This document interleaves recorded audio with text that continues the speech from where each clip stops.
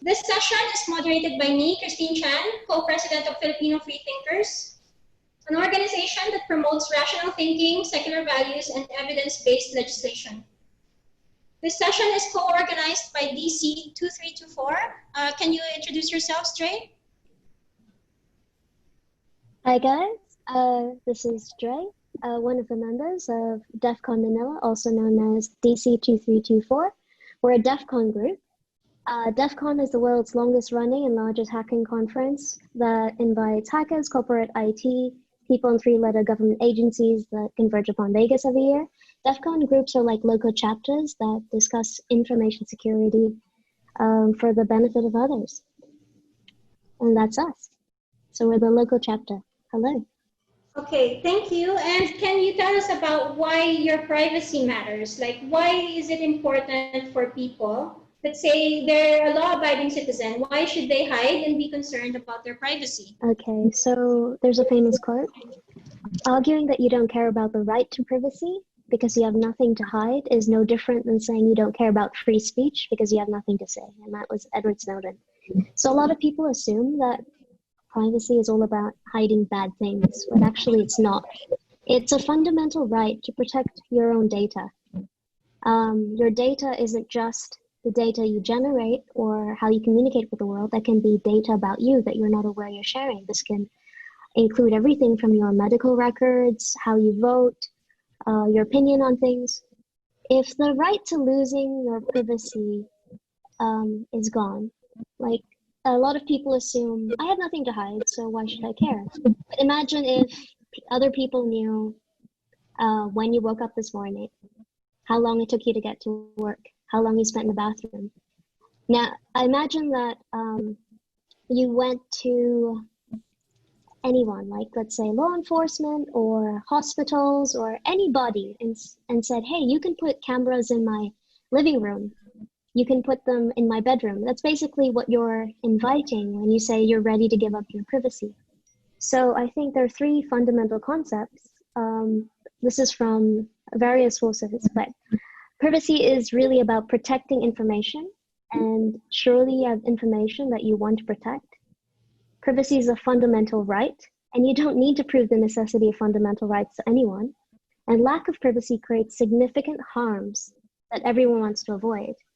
Because even if you're a law-abiding citizen, if something nefarious is attached to you or some behavior is attached to you, that can lead to serious consequences. Thank you. So what does the terror bill actually have to do with privacy? We have here an expert from Senator Risa's office, Juancho Torrevillas. And we have Red Tani, co-president of Filipino Freethinkers, to talk about the terror bill. Hello, everybody. Hello, Juancho. Like, can I test your audio? Have you gotten your mic to work now and the audio? Juancho? Oh, it seems like it isn't working. No, can you unmute Juancho? Yeah, okay, there. How's that? There it is. Great. Okay, That's perfect. very good. First of all, yeah, thank you so much, Juancho. Yeah, hello. I'm sure that things are pretty busy at your office right now. Tell us about the work that you're doing as far as this bill goes. Well, actually, this bill was filed, I think, back in 2017 or 2018, and we flagged it like way back when. But well, I mean, okay, if I can just speak a bit bluntly, I just wish this outcry had like happened like when the bill was still being discussed. I mean, at least, you know, that might have made things simpler, because right now it's like the other side is at the end goal. They're like almost there. Like they're like at first and goal. I mean, if you guys watch the NFL. Yeah. So there are still things we can do, but it's like our options right now are very limited. That's the thing. And why should we be worried about this particular bill? We already have like a Human Security Act, and like a lot of the measures in there are similar. But what makes this bill particularly problematic, and why should we Okay. be concerned? Okay, take note. This isn't exactly a totally new bill. It's just they just well, how what's the right word? These are just amendments to the old law, actually. Yeah. So now, well, if you think about it naman, the old law was fine, diba? There were just some concerns raised that I mean, it was somewhat hard to parang use because of the ano yun, safeguards, penalties. So they took some of those out. Okay, now if you take out safeguards, that's like a red flag. Okay, so and now they made some parts of the bill I mean, there's just so much that we can go through. But where would you guys like to start? Actually, you're right on that point. There is a lot to go through. And for people who are interested, they can read the entirety of the bill. And there's commentary that you can read as well that one by one compares the difference between the Human Security Act and the new anti-terror law. But if we could summarize for the people listening, or maybe they're hearing about the anti-terror bill just for the first time, like what is the theme? Like you already mentioned it when you said that there were once safeguards that were taken out. And can you, like, is it a fair kind of statement to say that it makes it easier for authorities to make mistakes when they accuse someone, when they punish someone, detain someone for accused terrorism? Like, because those safeguards are out, it makes it easier for them to violate someone's right to privacy, someone's right to be free, and the right to due process, for example. Is that a fair assessment?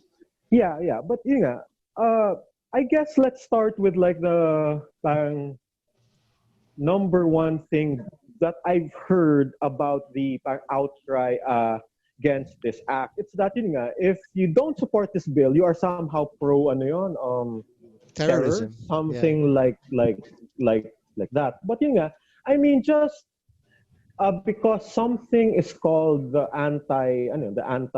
terrorism act, I mean, doesn't mean that ipso facto, if you oppose that, then you are supporting Yeah.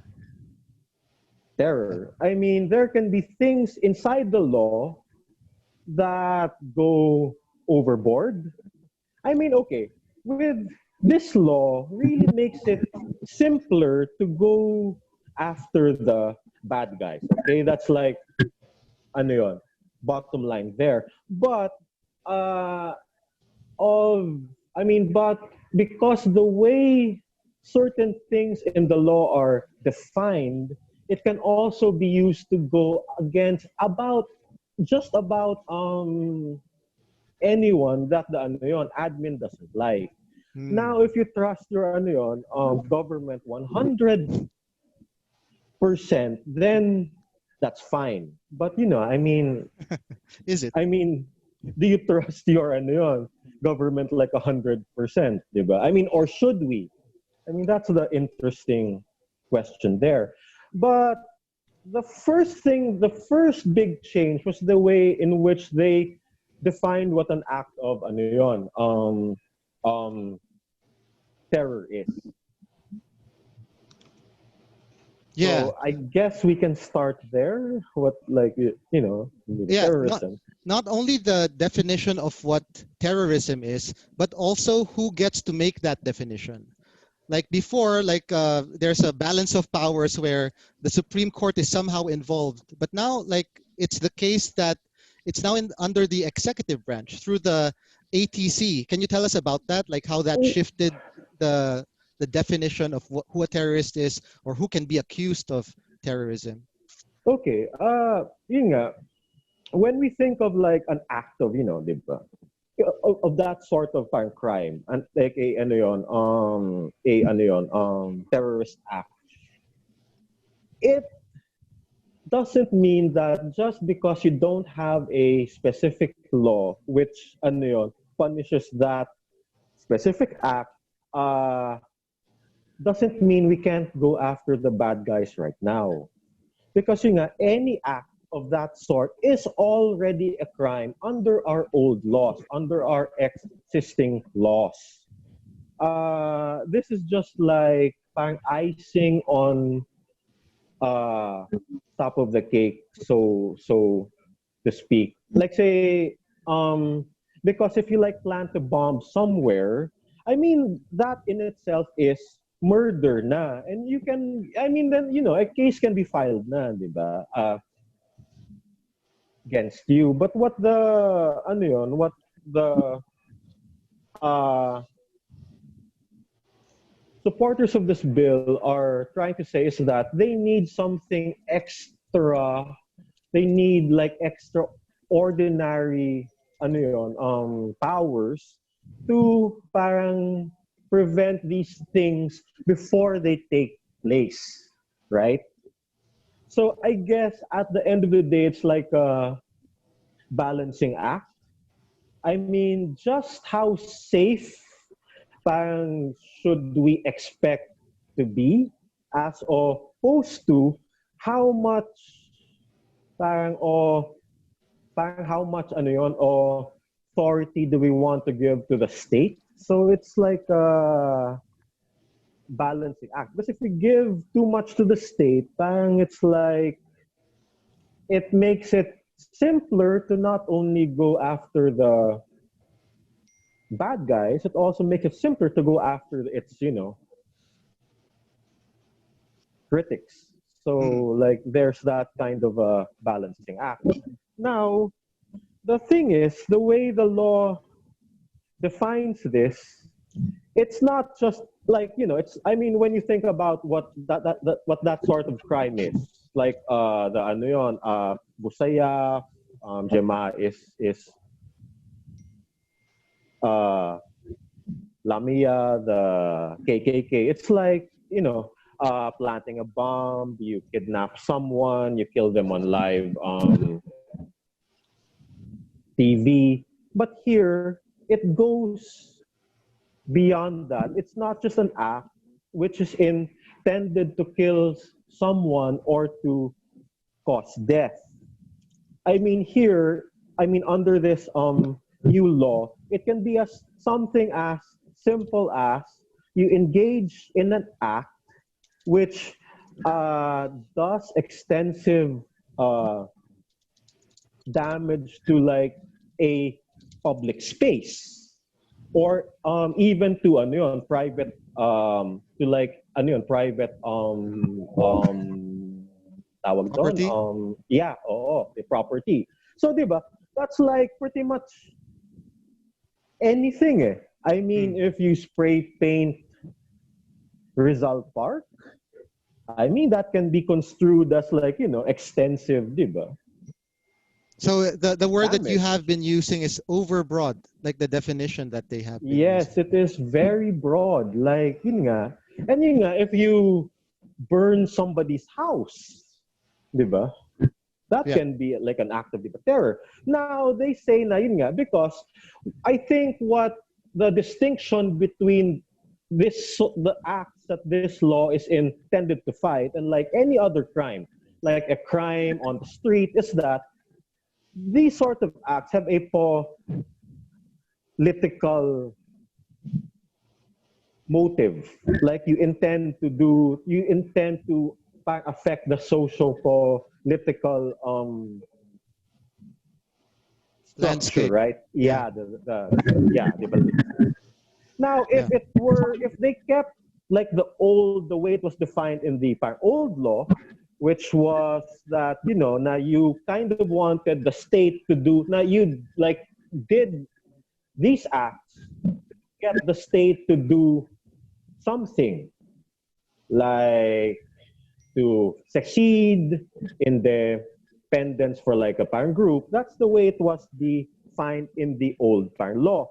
But here they expanded it a bit to, to get the state to do something or to destroy the fundamental political, economic or social structures of the country. So yes. And activists.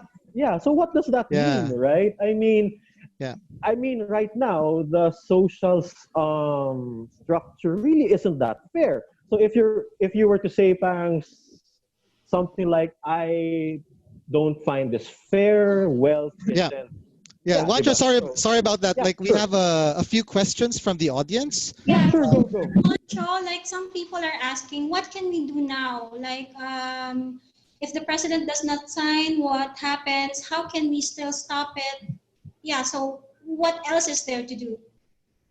Actually, right now, both houses have passed the bill. So what is going to and take note that it won't even go through by Kame, because the House bill is exactly the same as the Senate bill. So I mean, if there were a small segment out there na parang hoping and praying I mean, there's still a chance to fix this at by Cam. Kasi that takes place if what was passed in the House wasn't the same as what was passed in the Senate. But right now, I mean, then you'd have to convene a BICAM so that both houses can work things out and come up with a joint joint version of the bill. But here, the House, they're exactly the same. Understood. So no BICAM, no more chance. No more horse trading. No more horse trading in the background. The question that everyone wants to know is there a chance? Is there a chance that this is not passed into law? What do you think those odds are? 1%, 0.1%, or is it 0? Okay, here's what can take place. Because right now, sorry. Yeah. Can we just keep it at a yes or no for now, because we're running out of time and we have to go to the next topic. And if you want to learn more, there are a bunch of online discussions that have been happening recently, and we can link to it in the chat. An email to you after. Okay. Thank you. Right now, it's supposed to be sent to the President, diba na lang. So the only way to stop this bill is for the President to actually veto this bill. So he certified this bill as urgent. So would he veto his own pet bill? No. Diba? Then from there, then you can probably file a case in court. So what are the odds of us getting a good outcome at the Supreme Court? I'm not sure. You tell me. I mean, that's always a coin toss. Yeah. So thank you so much, Juancho, for giving us your time and answering our questions and explaining a bit about the problematic parts of this bill. I like how you highlighted that this is nothing new. We've always had a bill that was meant to address terrorism, that being the Human Security Act. And the change that came in this anti-terror bill is not wholesale brand new. It's just removing those safeguards that would protect the human rights of people who are not terrorists. And even terrorists have human rights too, right? Those have to be respected as well. And it's all about due process. It's all about making sure that people get the rights that's granted to them. There shouldn't be a competition between the right to safety of people versus the right to privacy. Those are all equally rights that we should, and the government should especially, respect. Thank you so much, Juancho. Any last words for us before you? Sorry, we don't have any more time. Yeah, the time. Okay. I mean, I've got we'd like to promote, the FF is launching a newsletter.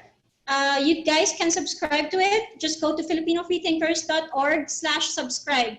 And we can send you updates and announcements on these things.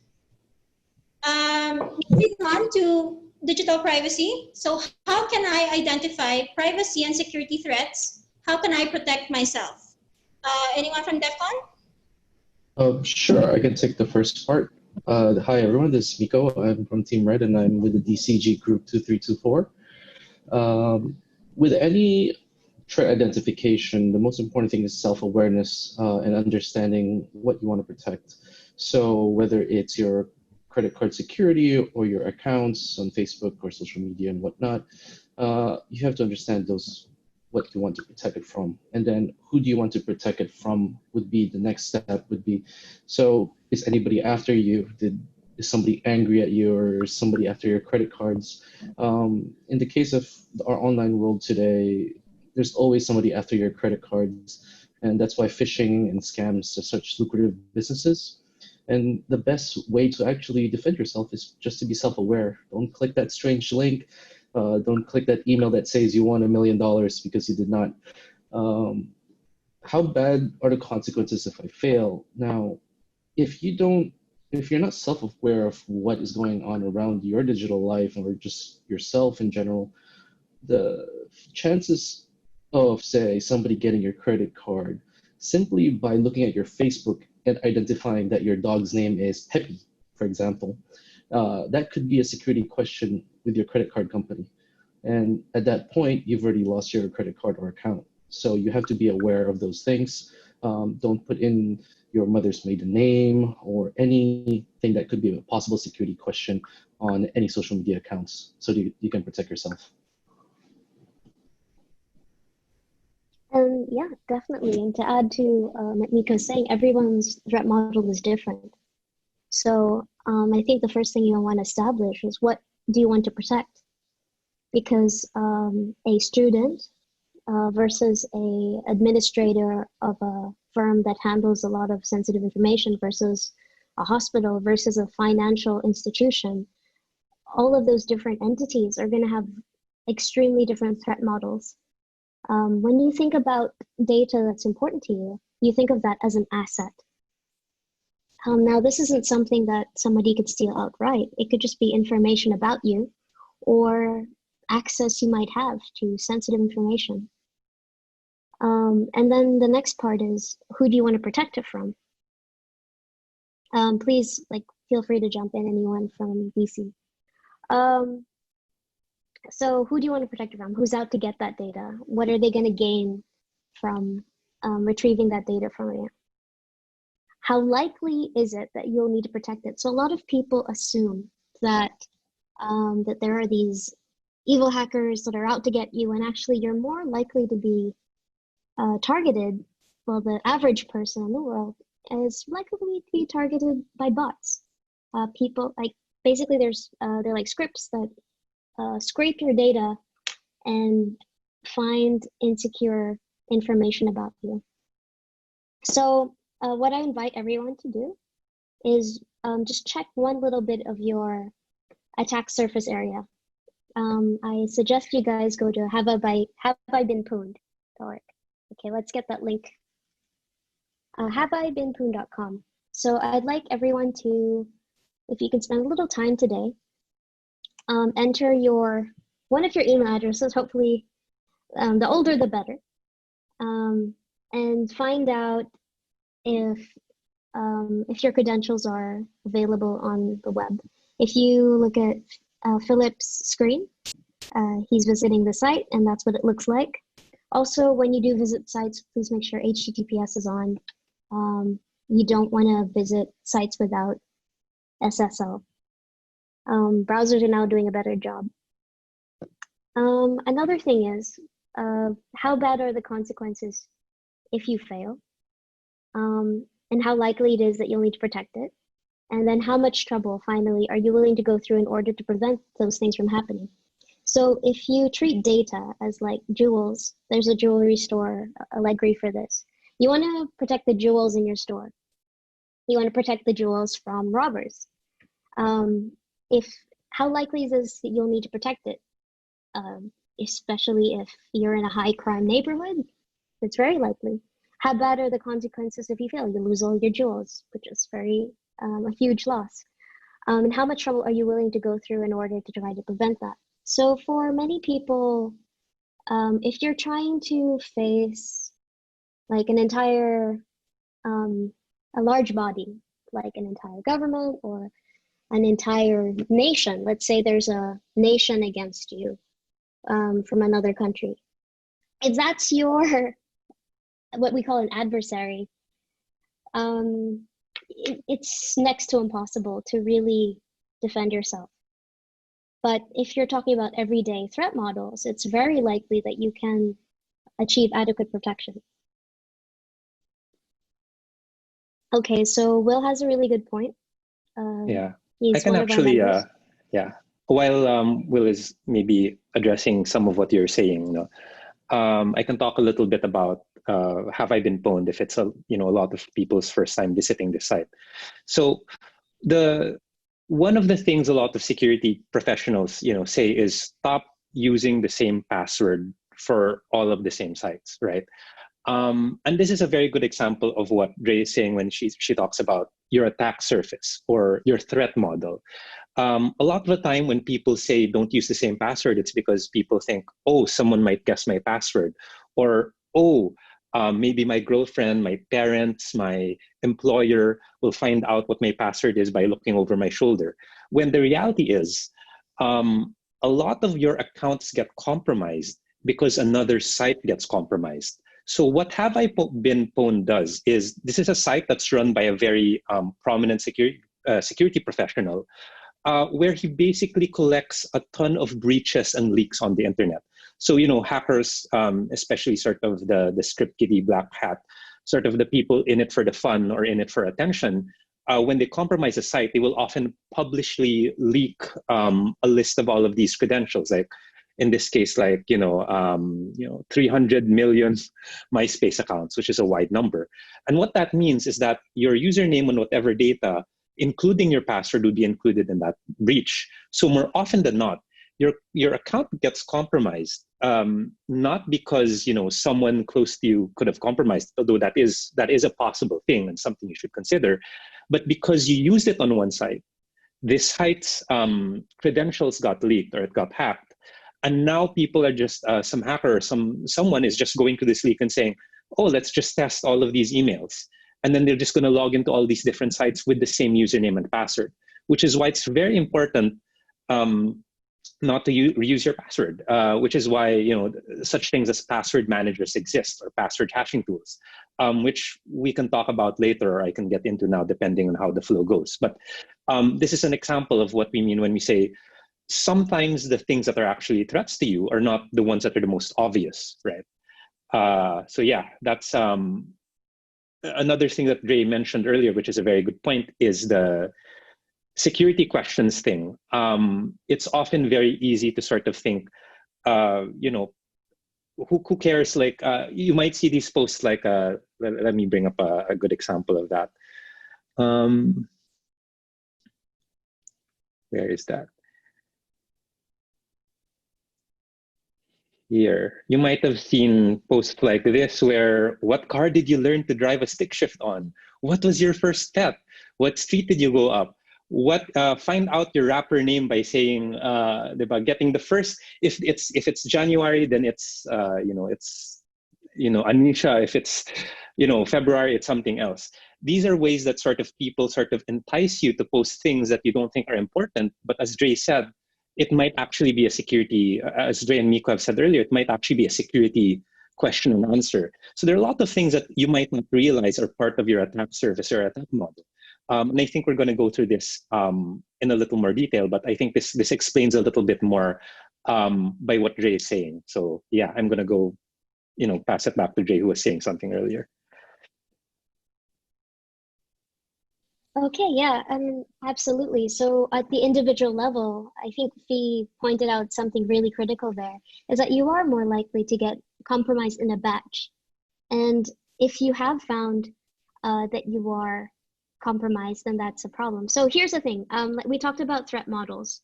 So if you're facing like another nation as a threat, I wouldn't even bother with a password manager, because your threat model is very different. You need to be much more paranoid. Now, if you're just an individual a normal person, then password managers are definitely the way to go. And the problem with a lot of tools, and why we are not going to spend a lot of time getting deep into tooling, is we want you to understand the fundamentals before we explain some tools that might be okay right now. So even if we make a recommendation, disclaimer, people buy companies all the time, and data's for sale. And if something is free, you are the product. So that's something to remember. The other thing is, aside from being an individual, I think there's a lot of people here who work in corporations who have a voice in their corporations about data security.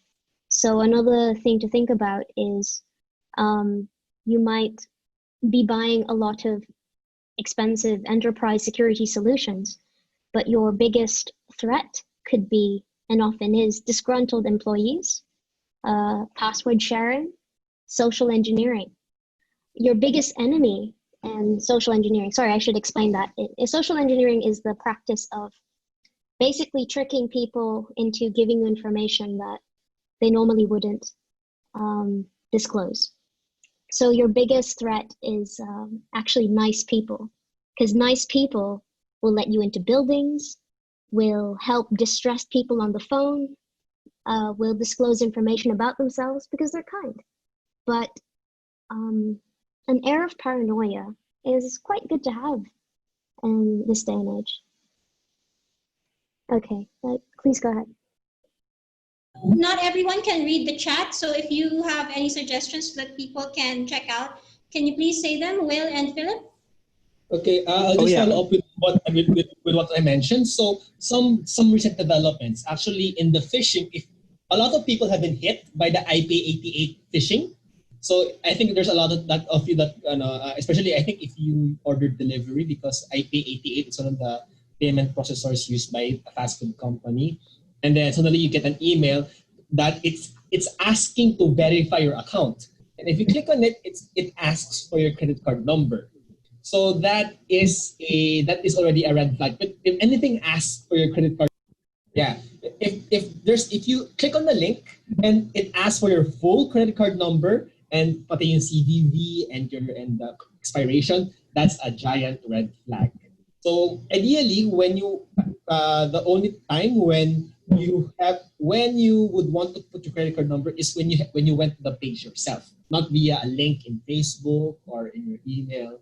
So I guess that's a kind of rule of the thumb, a basic rule of the thumb on how not to get phished, is to make sure when something asks for credentials, you input the URL yourself and not via a link from somewhere. Absolutely. Go ahead. Yeah, I wanted to add. Yeah. Sorry, just related to Will's question, Will's point about not clicking a link and doing that. The same goes actually for phone calls. It might be easy to say that your bank might call you and then ask you, hey, we need to check up on something on your account, et cetera, et cetera. It's actually safer if you say, all right, thank you so much for that. I'd like to call you back and then continue this from there, because then you can verify, because you called the bank's number, that's actually the bank that you're talking to, because it's the same thing. No, if you're clicking a link that was sent to you versus you going proactively onto the site that is supposed to be the site of the bank, for example. Sorry, you can go ahead with the rest. Yeah. And then the other one is with regards to password. When you get breached, I guess the first obvious step is to change all of your passwords, and also which would be the question. The second one, as I mentioned in the chat, is to be aware of any email that will say, "Hey, I'm a hacker. Your password is 12345 ABC." They would know the password because it's from the I have been pawned, and that might alert you. And that might alert you, oh my God, that this hacker knows my password. I should give in to his demands. I should pay him XYZ. And there will be emails like that. Fortunately, it gets sent to your spam. Most of them get sent to your spam. But if you check your spam and you saw a password like an email like that with your password as a subject, as long as you're sure that you change your password, you can just ignore it. You can ignore it. Those are the top two. And as I mentioned before, please use two-factor authentication. It's not just with the passwords, but it's so that you won't have a single point of failure with the password. I think it will be tackled in the latter session, in the latter part. Yeah, I think we're about to get into that. Yeah. So, Dre, are you done discussing all of the threat model stuff? Are we? I think we are.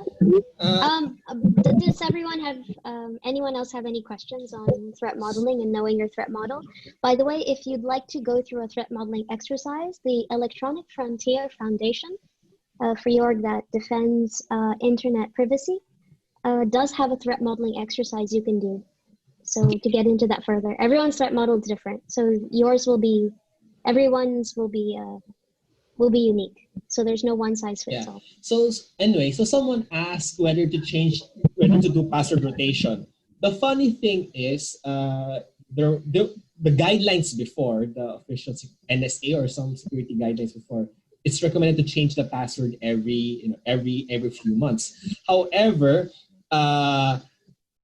you know what the effect there be. So because you have to change your password, you will either forget it or make it like my password 1, my password 2, my password 3. So you kind of get lax on the actual security of the password composition. So that's why what happened now is to change the guidelines to not recommend password rotation anymore. So in general, what's more important is actually the most important part is to have a different password per account. That's more important than doing any password rotation, because something is if you try to do password rotation, where will you restore the passwords? How will you remember it? If you use a password manager and it's perfectly safe and you have no issues with that, then by all means go ahead. But remember that one of the tenets of security is, if you make something that's secure but hard to use, your users will make it insecure and easy to use. So you have these password rotations in policies. Eventually, someone, okay, sige, password rotation. My password 1, my password 2, etc. Okay. So let's dive into more details about password managers and passwords. How can people make their accounts and devices more secure? I think a common problem I find is that people think that just having special characters somehow makes your password more secure, but it's not just the special characters, which helps, because you have basically when someone's trying to brute force your password, yes, you want to have more characters in your character map, but what also matters is the length of password, the complexity of it, that will take longer for machines to crack. Reusing passwords is also a big problem.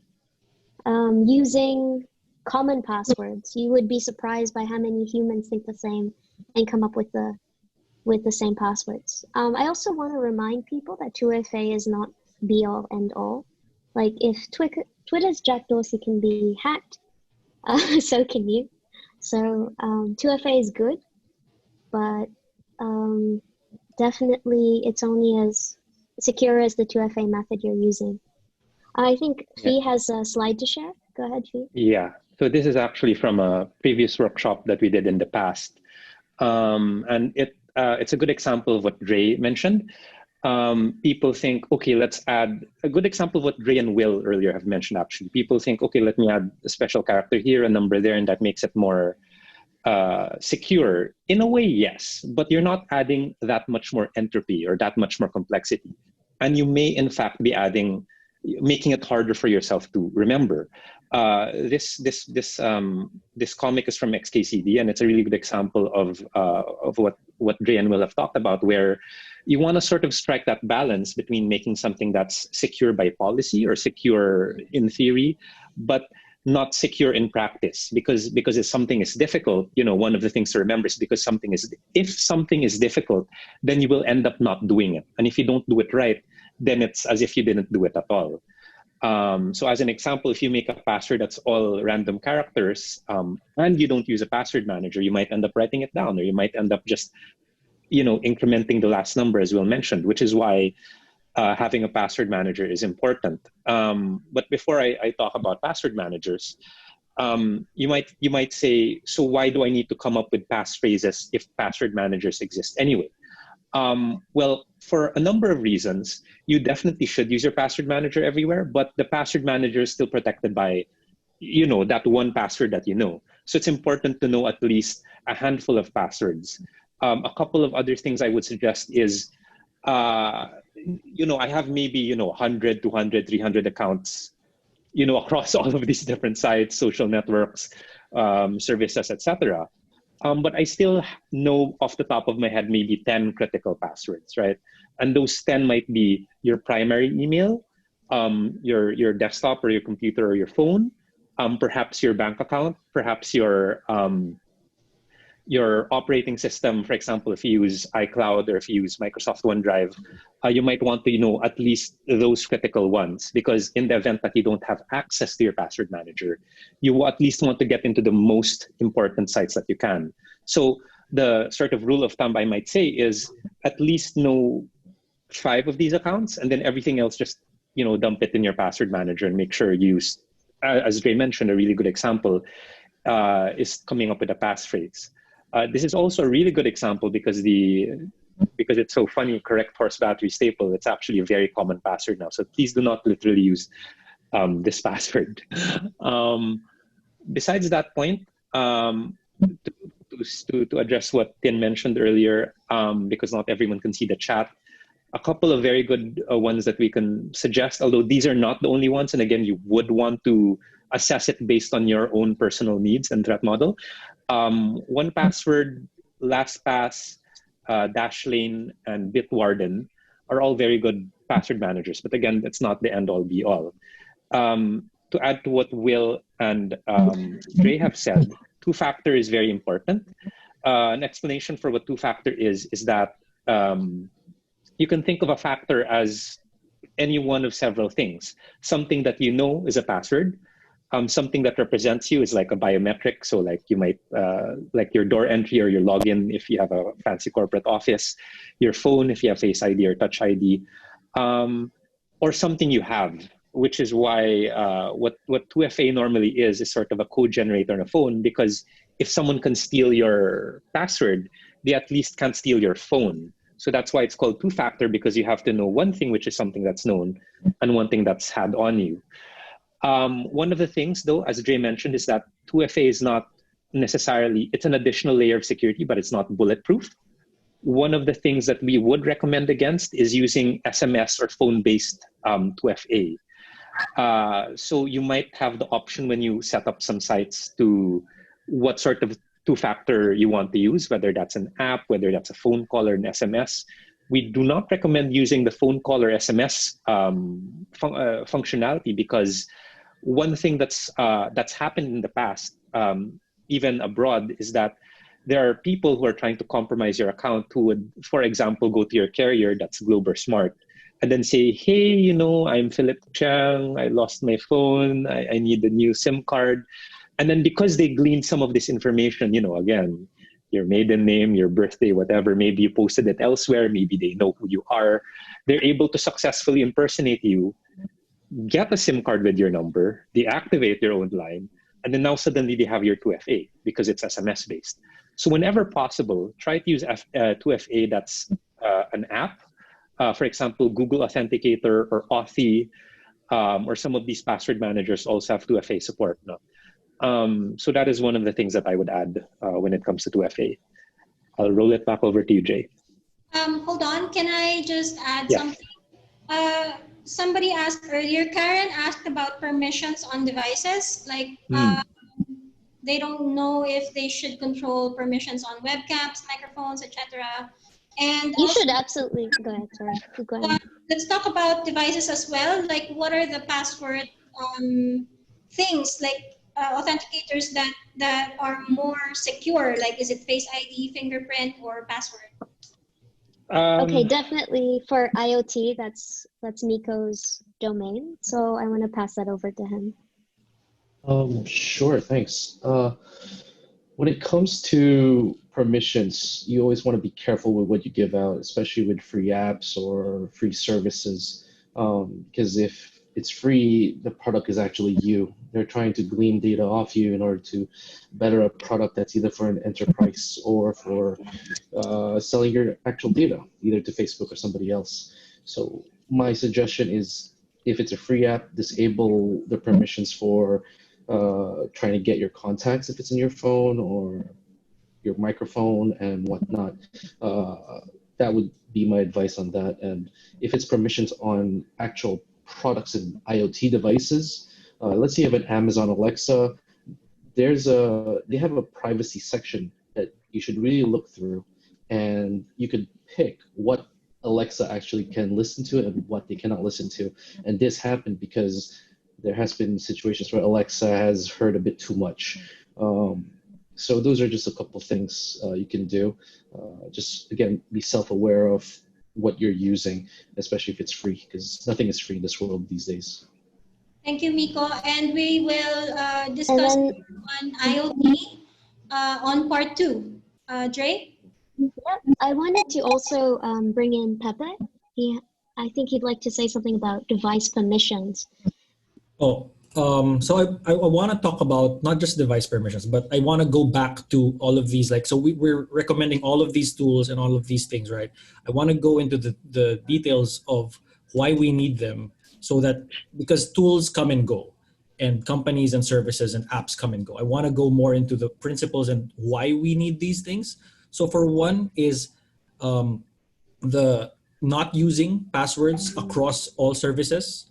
The same password rather across all services, right? I hope if everyone understands that if you use the same password across all services and one of those services is compromised, like they're not storing passwords securely and their database got breached, then that one password of yours that works across all services means just because of that breach, all of your services have been compromised.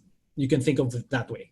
So that's number one. Like, you want to make different passwords for different services to minimize the damage or like the security impact that one breach can do to you, because breaches will happen. Okay, it's not a matter of like if. Breaches happen left and right. Like, the internet is so huge, and there are a lot of people who just build things unsecurely or an insecure manner, and like breaches will happen. So to protect yourself against this like natural phenomenon of breaches, make different passwords. Now, the password managers are tools that help us make this splitting up of passwords more convenient. Okay, so that's what we use password managers for. The next thing is Will and the others also mentioned 2FA earlier, right? So 2FA is also one of the biggest things that most people can do to raise the security water level. Like right now, a lot of people reuse the same password, don't have 2FA. Like, those two alone are already a big improvement in the security water level of the general populace. So like, if you enable 2FA, that's good. The level of security for 2FA varies. So like, SMS is better than no 2FA. An app authenticator is better than SMS 2FA. And some kind of physical device might be even better than that. So like the YubiKey and whatnot, right? So the reason we have 2FA again is because we don't want someone who has your password to be able to use it like just because they have your password. They will need some other thing. They will need to have access to your phone as well, which will probably be difficult because it's always on, you're on your person. So that way it adds another layer of security. Now, with regard to like devices and permissions, now if you have applications on your devices, and same thing about third-party apps for your platforms, like you have a third-party app for some quiz that you filled out on Facebook that just you didn't read the end user license agreement, just like, yes, I want to just do this quiz now and find out who my Disney character is. You might be surprised, but a lot of these third-party apps have ridiculously lax, like they ask for so much of your data that they don't really need. Yes, OMG quizzes, those kinds of things. So I would recommend that people, go through your social media platforms or other online platforms, there's usually lists for third-party apps that you have authorized to use your data. And there might be more details about exactly which of your data they're authorized to use. And make sure it's clean, and the only the apps that you really intend to share that much data with are there. Okay? Because a lot of people just click, yes, I accept, and like that's it's a problem. But like we should clean this up like regularly if you're prone to that kind of stuff. The same thing with apps and permissions on your devices. So on your phone or even your laptop, sometimes websites and apps will request permissions for location, microphone, and video access. So, and other like file access stuff. So these are things that we should also be checking. And we can send resources on like how to do this for each and every different phone or OS, but like that's the general principle. You want to make sure that you're not accidentally or unintentionally sharing way more data than you actually intend to. I think that helps. Thanks. Before we add what you've been offering sa chat. Yeah, I would like to answer some of the questions in chat. Okay. Verbally. So number one is the issue on kind of phishing via 2FA, because there has been attempts on getting people. The BPI has the SMS 2FA. So there are some phishing attempts on giving out even the SMS code to the users. Well, the solution there, unfortunately, is more on the web. I mean, there's nothing much you can do as a user. It's more actually on the application, on the app developers. So if it's BPI, it's a BPI. So mobile key is a step forward, as what Mr. Nunez has said. And for hardware, actually the YubiKey or the Google Titan key, they're the most preferred ones because they actually check against phishing. So it's impossible. It depends on the browser, of course, but it's impossible for the humans, to make a mistake in entering quote unquote the 2FA in a phishing site, because the ones who check for the 2FA is the key itself, not you. Unlike when you have the usual, the authenticator, where it will show you a time, a sequence of number for a certain period of time, and you have to input it in the correct website. Again, if the website is actually, if you're actually phished, if it's actually a fake website, you will end up entering your OTP code in there. The second one is if someone asks, if you use the Google/Facebook login in a website, if that let's say Shopify, let's say you log into Shopify using your Facebook or Google account. If Shopify gets hacked, will your Google/Facebook password get leaked? No. To shortcut the technical discussion, is when you log in using Google/Facebook, Google/Facebook will generate a special quote unquote password to give into Shopify. So when Shopify gets hacked, they won't the password that will get hacked is not the ones is not the login. Yeah. It's not the logins, it's not the username/password. Yes, so yeah. However, with regards to whether it's okay to use Google and Facebook, keep in mind that it is as secure as your Google/Facebook password. And also, when you log in using that, there is a special screen which Google/Facebook/Twitter will ask whether you would want to give up these pieces of information. The website is asking for your name. The website is asking for your address. Are you willing to give that? But if you're going to Shopify to buy stuff, well, might as well say yes, because I mean, you would need to give your address one way or another to have things shipped like that. Okay, can we move on to emails? So how safe are my emails? Sure. I just wanted, before we move on, let's just summarize what 2FA you could possibly avail of, because I think that a lot of good content was in the chat and maybe people missed it. So in summary, examples of 2FA, the most basic is SMS. The other ones are apps like Google Authenticator, where you can generate one-time pins. And if you lose your access, that will give you a scratch code that you can enter. So those are you can have without having a SIM card.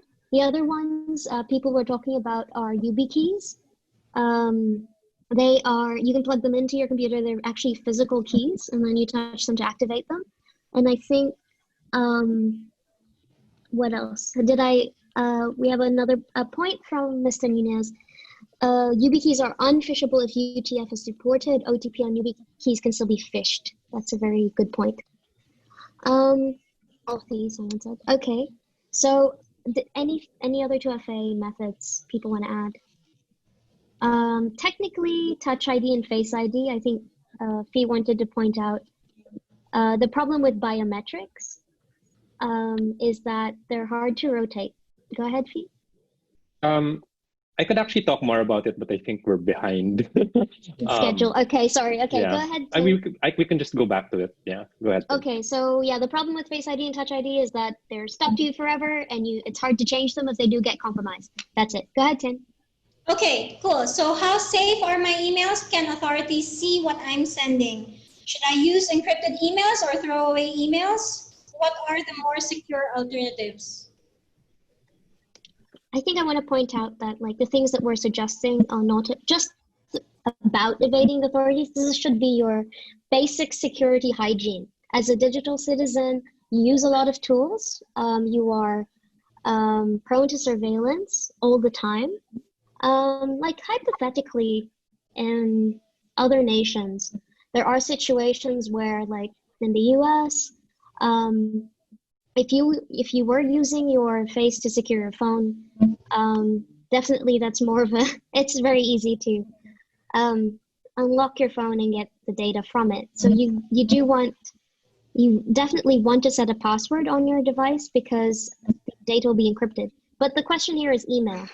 So I think it would be really good to bring in Pat and Will to talk a little bit about PGP and how we can send secure email. Please go ahead.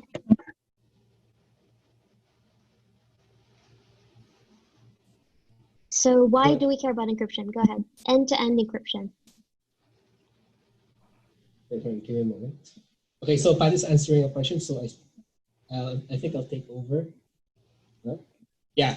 So for end-to-end encryption, so PGP. So as for how safe, I'll start by answering your emails. So how safe are my emails? Can authorities see what I'm sending? So if you're using a corporate email server, you can be assured that whoever that your company can read your emails. So it's actually, and it is a good thing for the company to be able to read your emails. So when you leave the company and then and you forgot to turn over your clients, they can at least see the archive of the emails, so they would know how to do the proper handover just in case.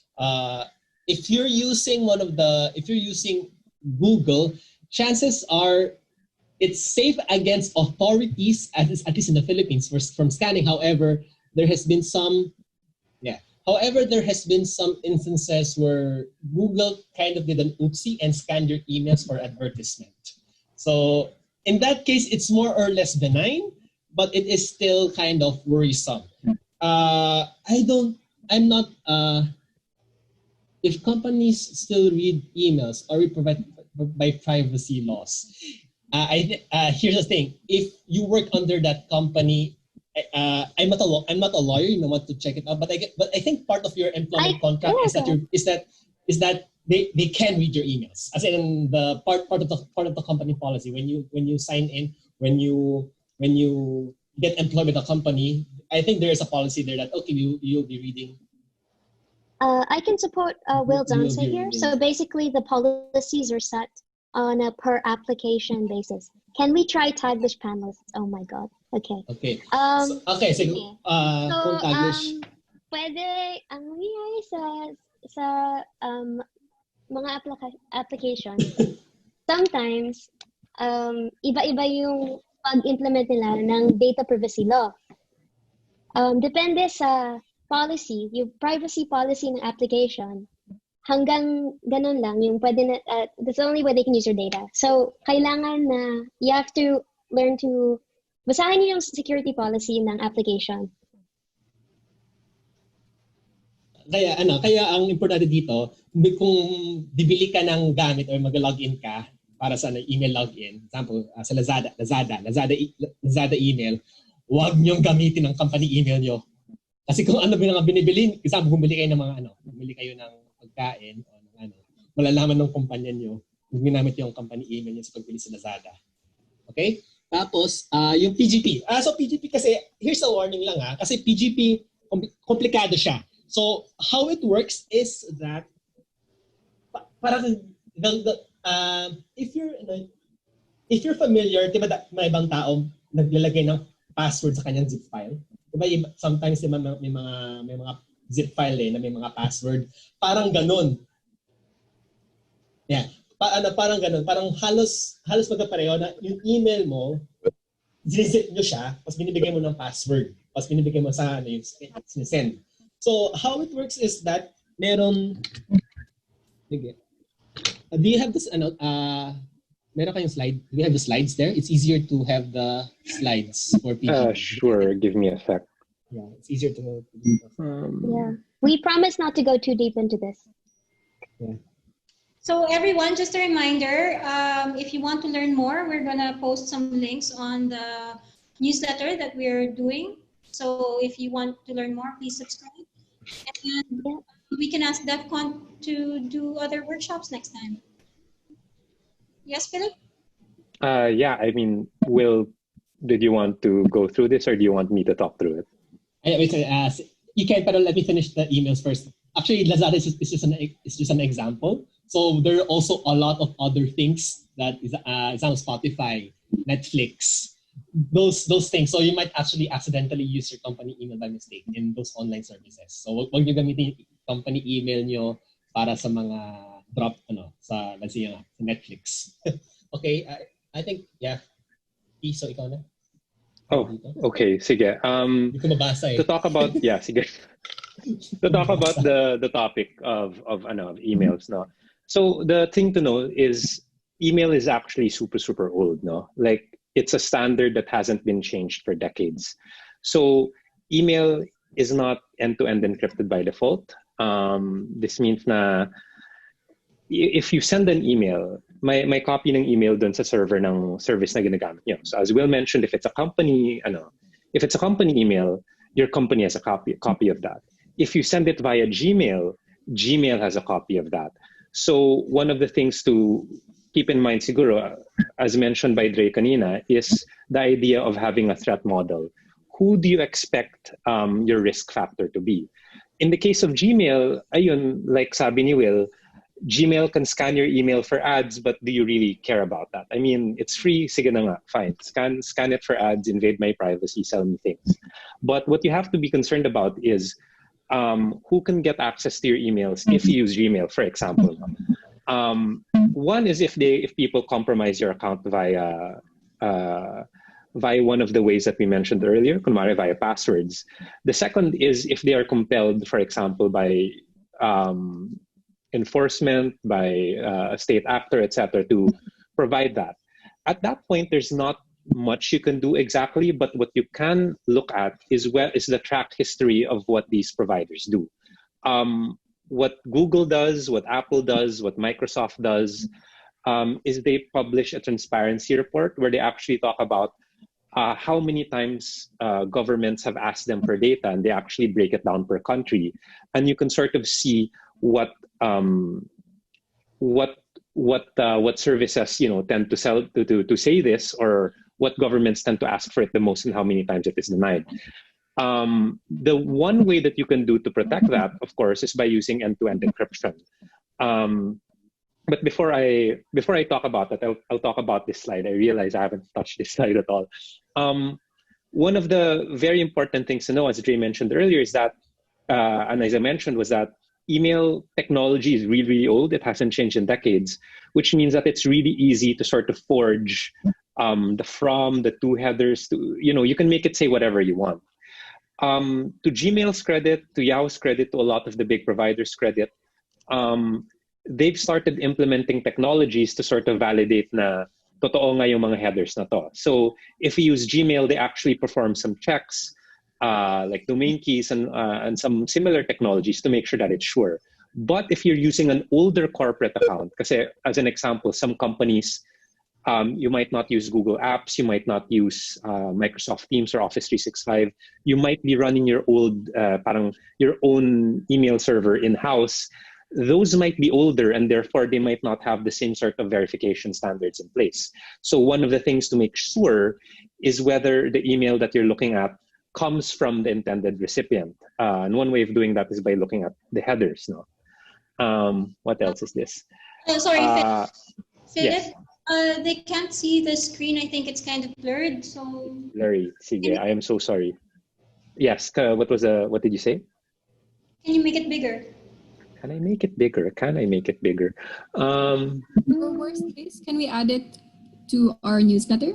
Yeah, we can. Sure. I think we can. We'll send a copy of this so that you can look at it at your own. This is not working. I love Google Slides. Fine.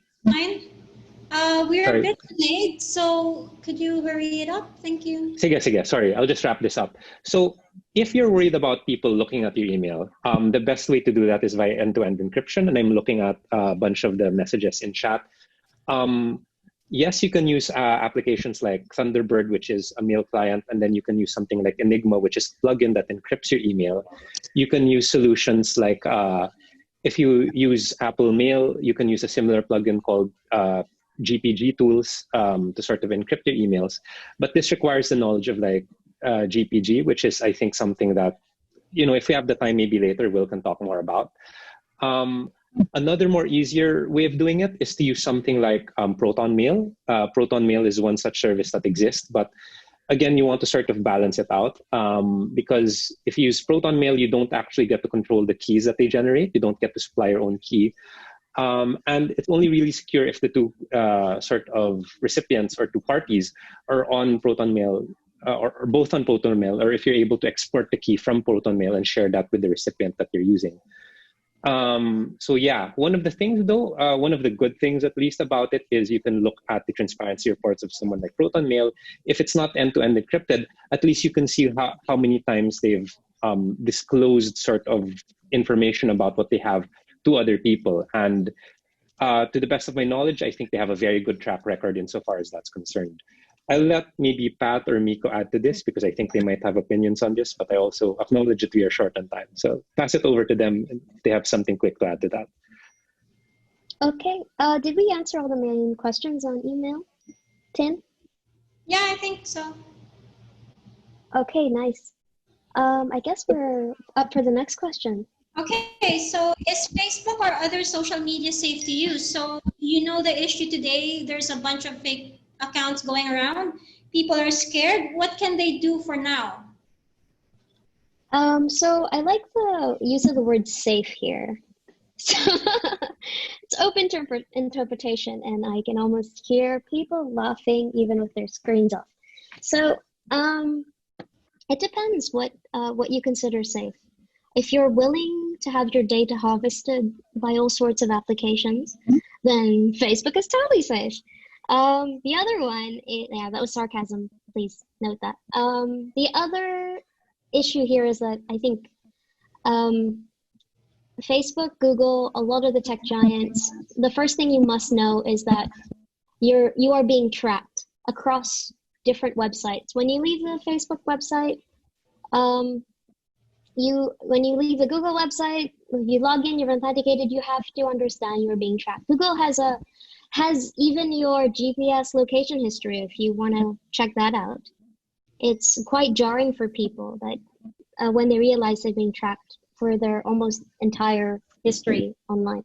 But the other thing is, I think one thing that you might want to consider setting up on your machine is some kind of tracker blocker.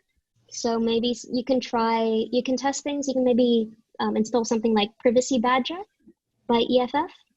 You also want to put HTTPS everywhere.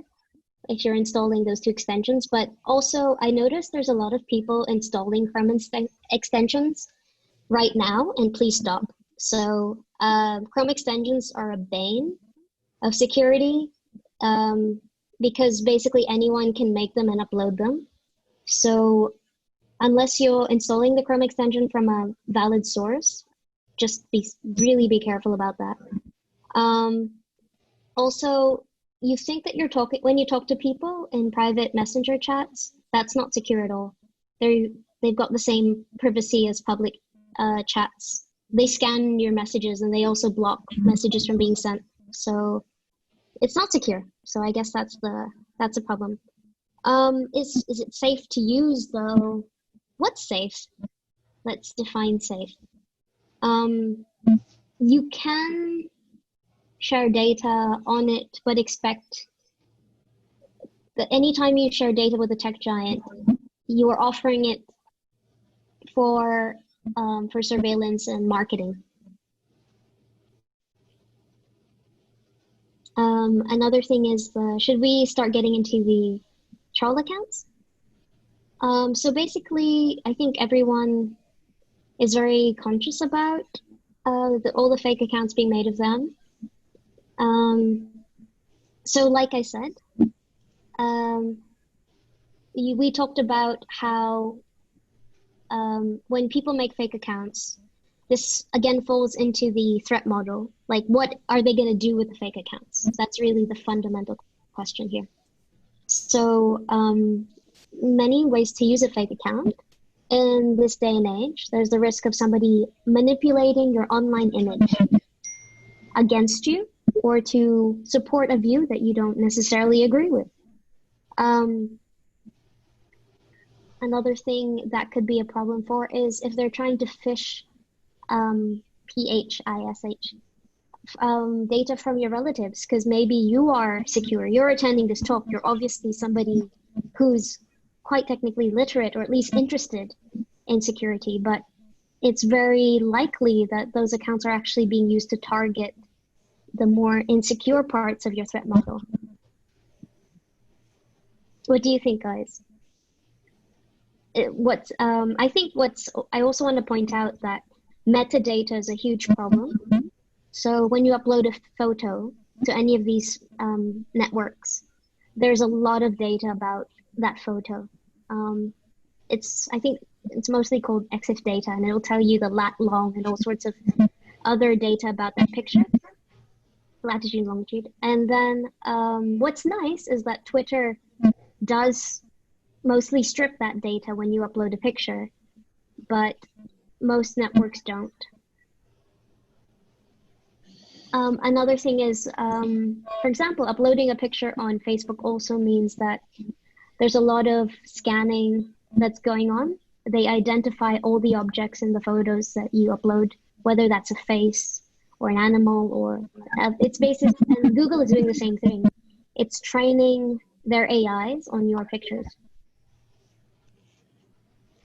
Just to jump in real quick, Dre, those are some really good points. But as we discussed earlier with regards to security and your threat models, try to avoid, again, using or discussing your pet's name in public, your parents' names, even your birth date. I would really highly suggest hiding those things because those are authentication methods for credit card and banks. And this isn't only to do with banks, it could be another authentication for another account that might lead to something else or a corporate account. So keep those in mind when you use social media or Facebook or anything of that sort. Yeah. I thanks for bringing that up, Miko. I just want to add that those kinds of information might not necessarily be used in platforms to make sure that you're who you claim to be, but these can be used as privilege escalation on social engineering. So you can think of it as like saying, they contact your mother, and your mother isn't very tech savvy, and they say, hi, I'm a grade school friend of so-and-so. And then they can give these and these and these, we were classmates in this section. And the fact that they know about this information establishes like some level of trust. And so how would they know this information? And they apparently, for example, this information could have been leaked by you sharing a public photo captioned grade 5 section blah blah blah. So this kind of information can be used against you by malicious actors. So try to minimize that footprint.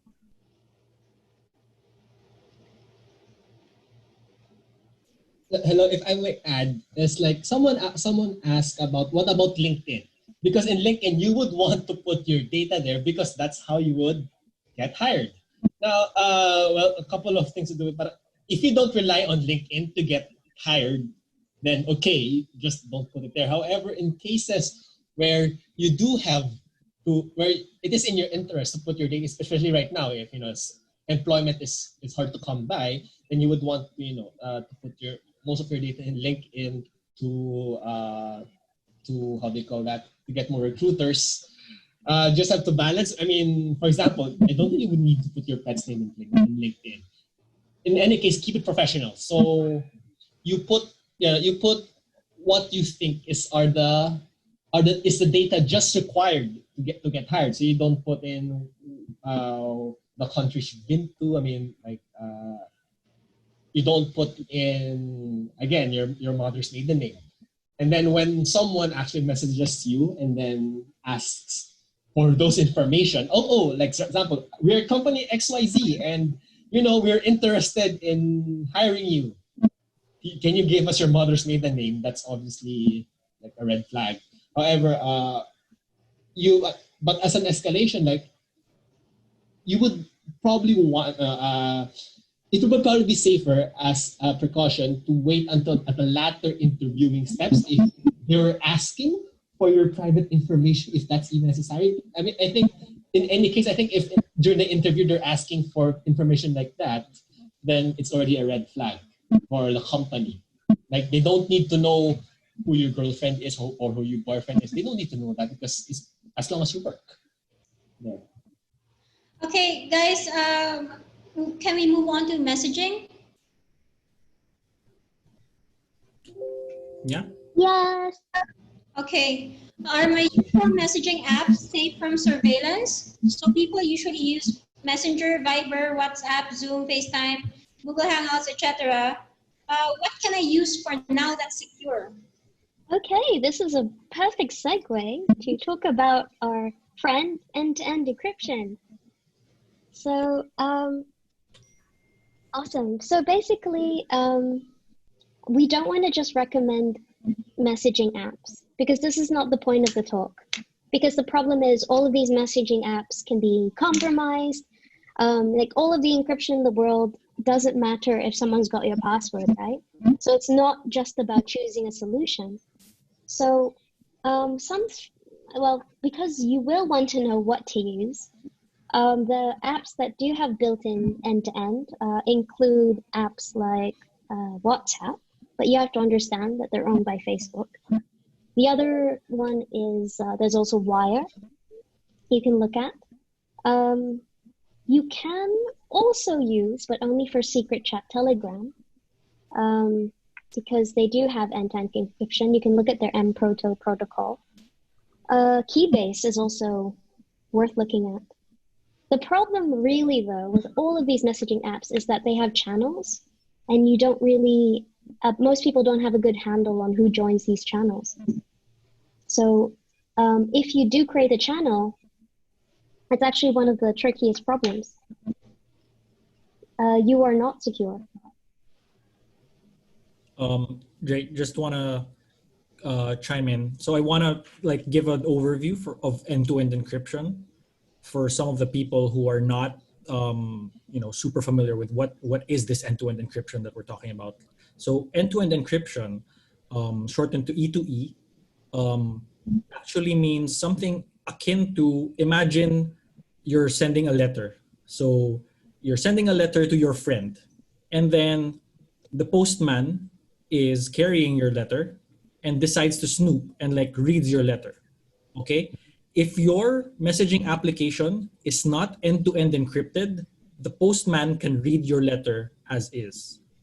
But if your message is end-to-end encrypted, when the postman looks at your letter, it's just gibberish to them. Okay, so that means only you and the receiver can understand the message that's being sent. So there's no way like the middleman, the transmitters in between you two can actually snoop in on what you're actually talking about. So that's the primary thing about end-to-end encryption, and that's why we want to look for this feature in messaging apps, because whenever we're sending messaging apps, our message bounces all throughout the internet, and like ISPs and other entities, like the different hops or nodes that our messages bounces through, could be snooping. You know, they could be logging these things, or they could be looking for specific like strings for like, oh, this particular user, I want to see all the messages for this particular user. So that's what end-to-end encryption protects us from. There's also the issue of end-to-end encryption when you're using the browser, right? When you're using the browser to connect to a website, when it's end-to-end encrypted, you see the HTTPS on the URL. So that S there, when it's there, you can think, okay, this is end-to-end encrypted. But remember that end-to-end encryption is one thing. Trusting the person you're sending the information to is another. So it could be entirely possible that you have end-to-end encryption between you and a server, let's say some messaging apps service there. So it's encrypted between you and them, but the moment it reaches them, they can see your messages in plain text. And so they can snoop on your messages, but not everyone in between. So there are apps that have end-to-end encryption directly from your device to the device of the people you're sending to, and like the only thing that the main server does is like routing or some other peripheral service, and they don't really look at they can't really look at the messages. So that's what you really want for messaging apps. You don't want just end-to-end encryption between you and the server. You want end-to-end encryption between you and the receiver, so that even the companies that are hosting these platforms can't snoop into your communications. I think that's all I have to say for that. Okay, I just wanted to add, people have been posting links on the chat for how to practice digital hygiene. If you guys are interested, we're also gonna add that to our newsletter. Anything else in messaging, or should we move on? To continue, so ba't kailangan end-to-end encrypted? Kasi actually, tatlo yung kalaban mo eh. Yung isa, yung quote-unquote hacker na nag-hack ng Viber or Telegram or Facebook. Isa naman, yung Facebook mismo. Okay, so kung yung kalaban mo yung hacker, etc. na sa gitna mo at saka Facebook, yung bigla, nahack yung internet, nascoop yung internet.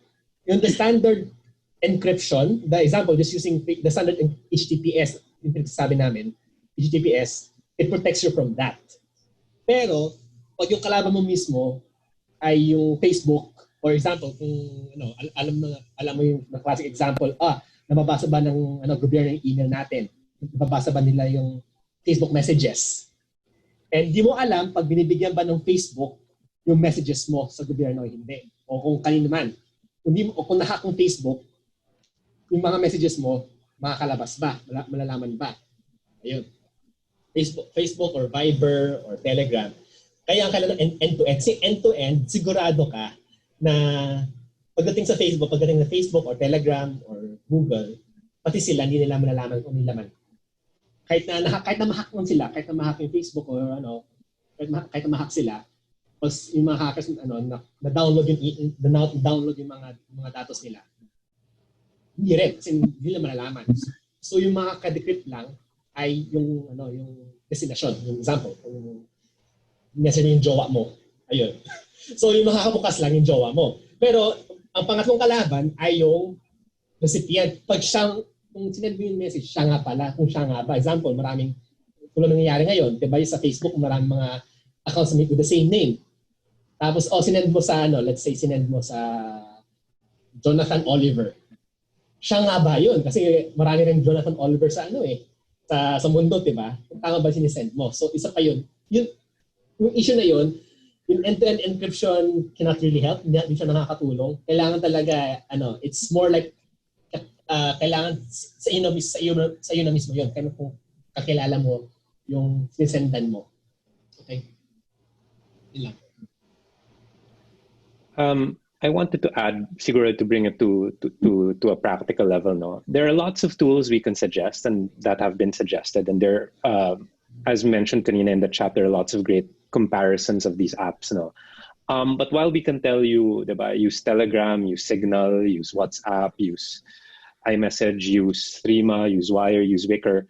At the end of the day, all of these things have trade-offs, which is why we really talk about the threat model and understanding who it is you're trying to protect against. Good example, everyone likes to say use Signal, diba? Kasi it's recommended by Edward Snowden.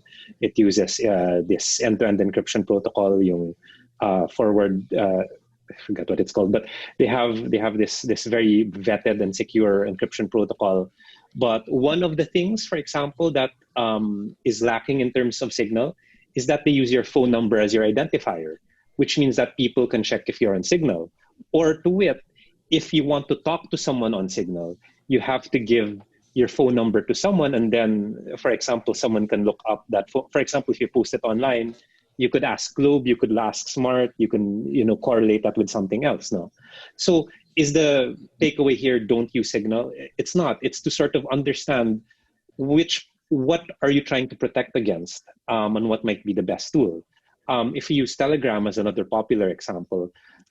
Telegram is very popular because it's has lots of great features. It has really good UX.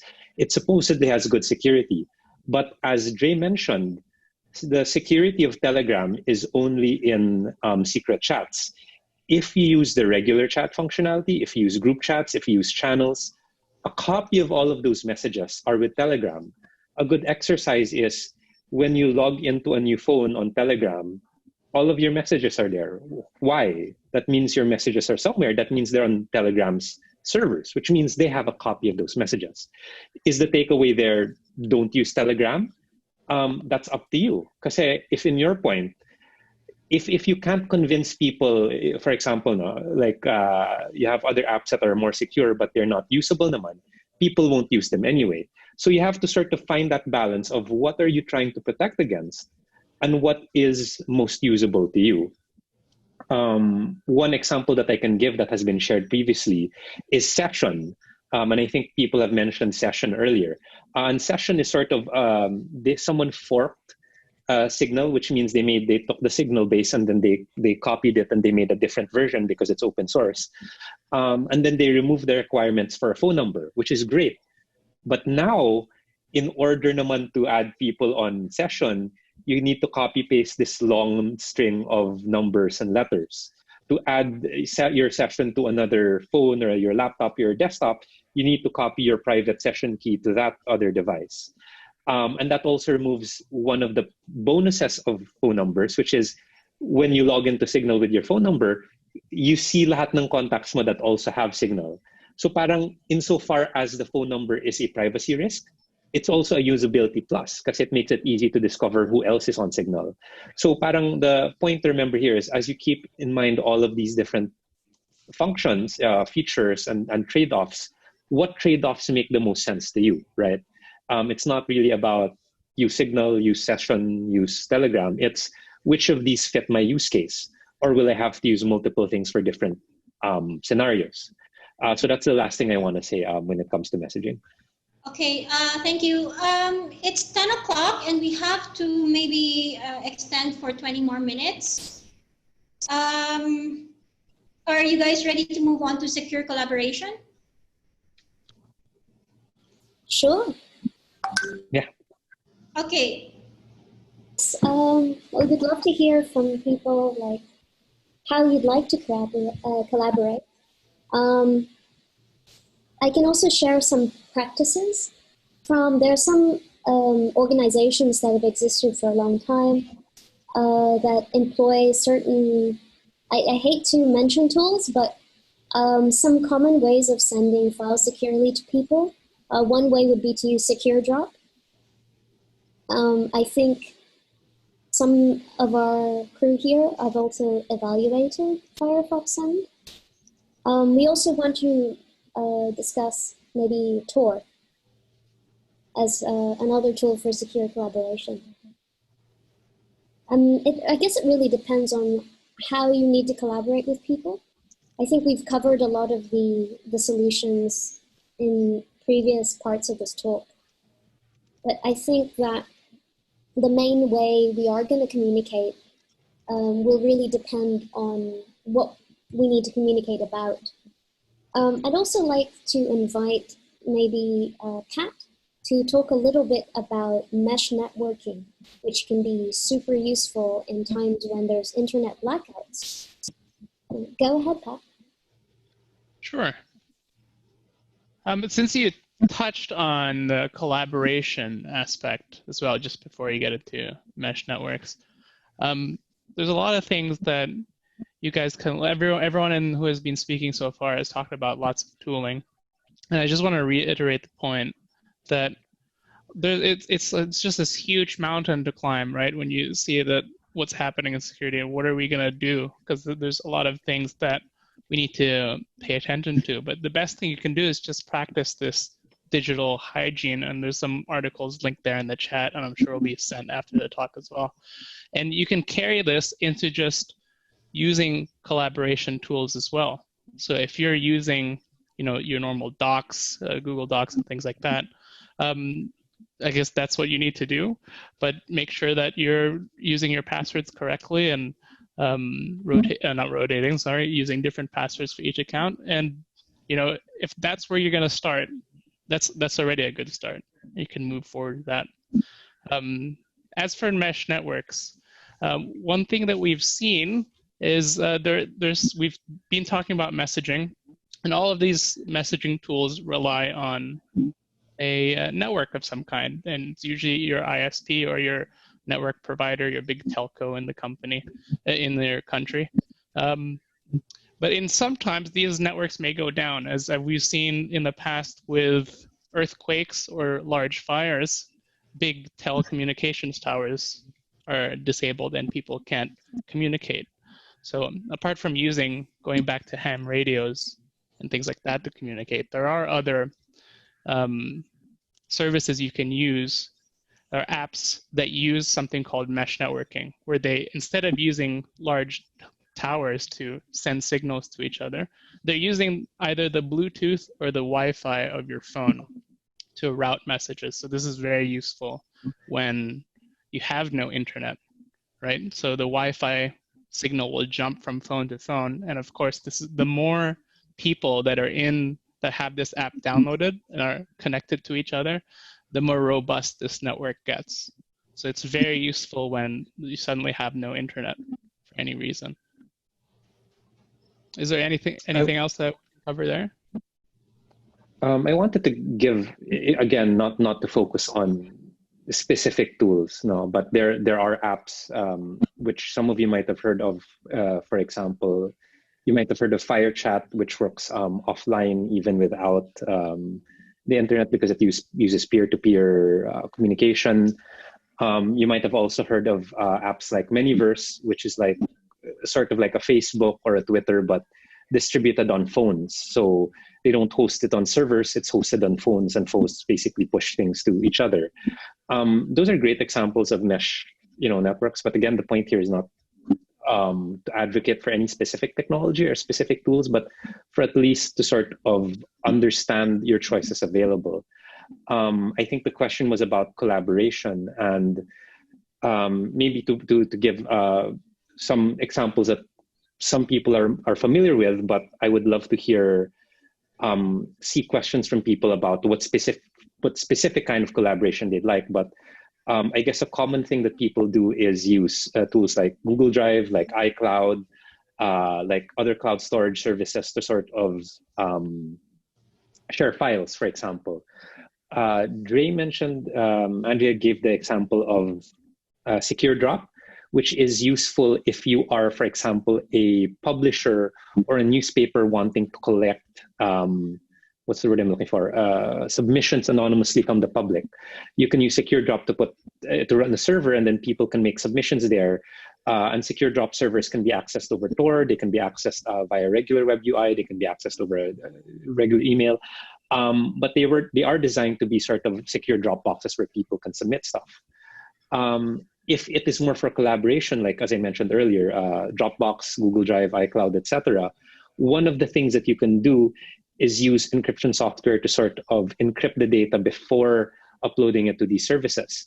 So there are a bunch of things, for example, like Boxcryptor, Cryptomator, etc., which create sort of a virtual volume or like a virtual disk, which you put your files in, but it's that disk that is synced to your cloud. And then some of these tools support the capacity of sharing that encryption key with your other collaborators.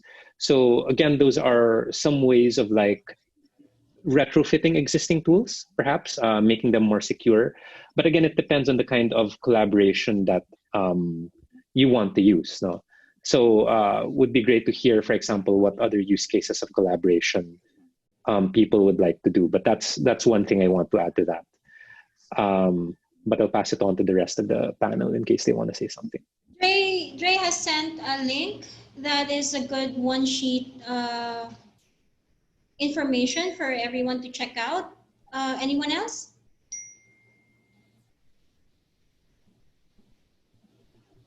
I guess we can move on to awareness of your online footprint. 1 second. Sorry, I just saw someone's question that might be, someone mentioned, was asking about a conferencing platform. Is that right? Yeah, there's something called, again, we're trying to stay away from tooling here, but since we're trying to spread many like online conferences, if we want to spread this information, there's a tool called MiniConf that allows you to set conferences like this up. That could be something to look into. Okay, so what online behavior should I be aware of that expose me to threats? I think we touched on a lot of those things throughout this talk. Let's see. So I think we mentioned earlier, like unnecessary surveys or giving out information. Can we maybe just have like a quick recap of what people should be avoiding when online? Okay. Maybe we could talk a little bit about the practice of OSINT. So basically, if somebody is targeting you specifically, though that's unlikely, you're more likely to be mass targeted. Open source intelligence is basically, you can think of the internet as an ocean of data, and OSINT is fishing for data.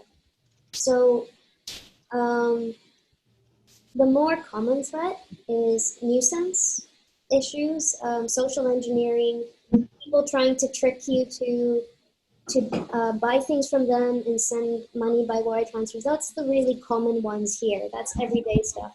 Phishing scams, fake websites pretending to be real ones. It's really, I mean, if you see a website that looks like a website you normally use, but if you're anyway suspicious, don't use it. I think those are more likely to be, and for the people in this talk, like your general threats. Hypothetically though, like if ever you were targeted specifically, the sort of activities that one would engage in is they would build a profile of your entire life. So they would gather all the information they could surface. Like one of the tools mentioned was name check. So if you've used a username across one platform, you've probably used it against others. Have I been pooned?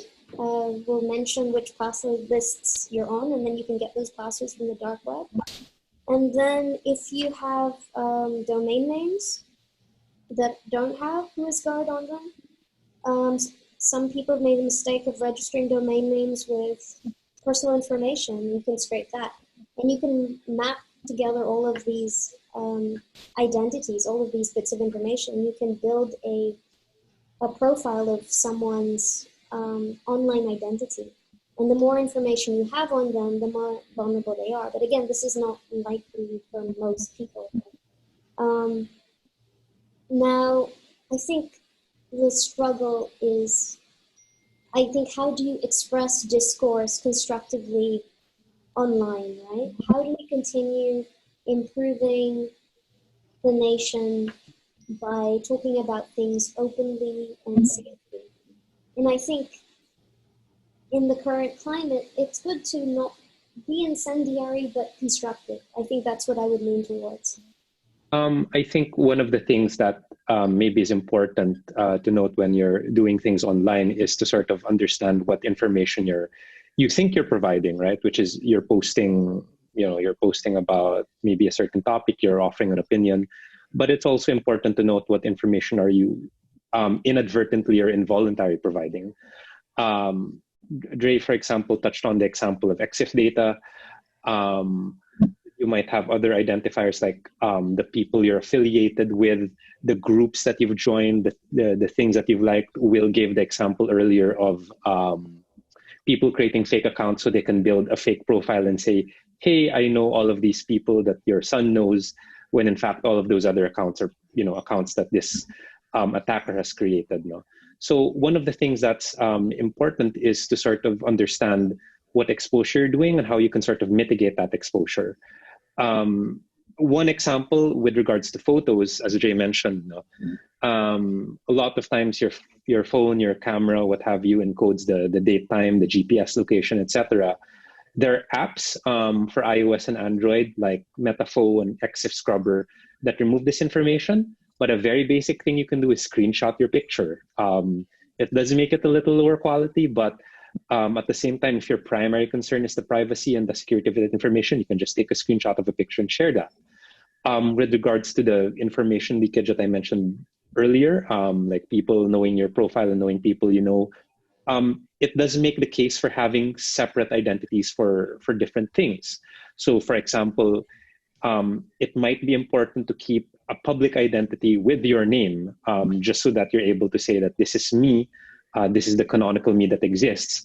But it might also be important to have separate profiles for different things that you do. For example, if you have advocacies that you push for, things that you discuss with groups, one of the things that's important to look at is how these services are structured. Really good example, services like Tumblr, like Twitter, make it very easy for you to have multiple identities and accounts. With Twitter, for example, you can, if you have multiple accounts that you sign in, it's so easy to get the drop down and say, this is this account, this is my company account, this is this other account I have. Whereas Facebook really tries to make you, use everything as yourself, as your main name, as your main identity. So one of the things that's also important, again, we're not advocating for specific, technologies or services or whatever, but one of the things that's very important to keep note of in that regard is how these services are structured and what sort of practices they encourage. And a good example of what I meant with Facebook is, because they encourage you to use that one profile for everything, it does result in a lot of information leakage. Great example is that there was a case maybe a year or two ago where someone was accidentally outed because they joined an LGBT group, and then her conservative parents saw that they joined this group even though the group was private.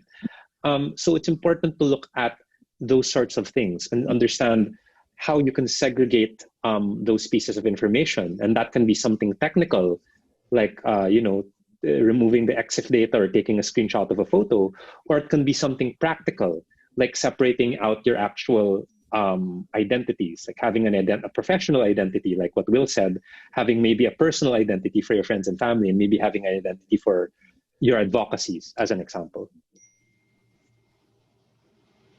Anyone else? Pat, Will, Pepe? Last words?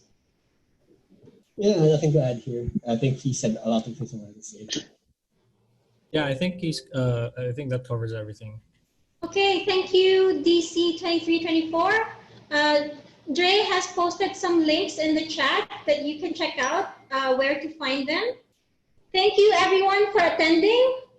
don't forget, we still have part 2 next week, June 13, Saturday, 3 p.m. We'll talk about other ways of protecting yourself while outside and how to prepare to go to somewhere where your devices might be taken from you.